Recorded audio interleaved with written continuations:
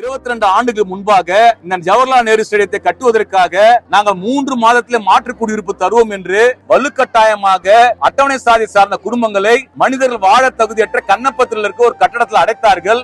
இந்த மக்களுக்கு சென்னை நகரத்துக்குள்ளதான் மாற்று குடியிருப்பு வழங்க வேண்டும் என்று நம்மெல்லாம் கோரிக்கை வைத்தோம்.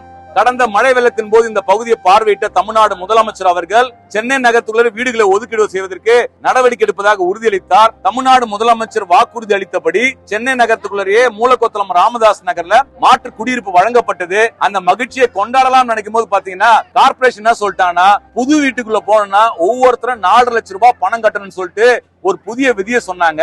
அதற்கு அடுத்து இந்த மக்கள் வந்து முன்பணம் வாங்காமல் இன்றைக்கு மாண்புமிகு இளைஞர் நலத்துறை அமைச்சர் உதயநிதி ஸ்டாலின் அவர்கள் ஒவ்வொரு குடும்பத்திற்கும் முன்பணம் வாங்காமல் இந்த வீடுகளை வழங்கியிருக்கின்றார்கள். உண்மையிலே உதயநிதி ஸ்டாலின் அவர்கள் கலைஞர் அவர்கள் எந்த திட்டத்தை 70 கொண்டு வந்தாரோ அந்த திட்டத்தின் அடிப்படையில் இந்த வீடு ஒழுக்கப்பட்டிருக்கின்றது.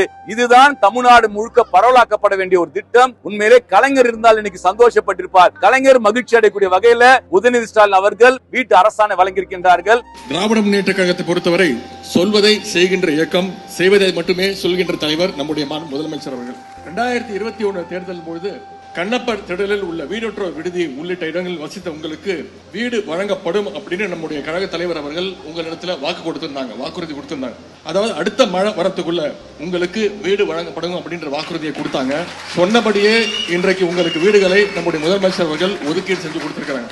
நாட்டில் குடிசைகளே இல்லாத கிராமங்கள் என்பது நமது லட்சியம். குடிசைகளுக்கு பதிலாக கான்கிரீட் வீடுகளை கட்டித் தருவது நமது திட்டம்.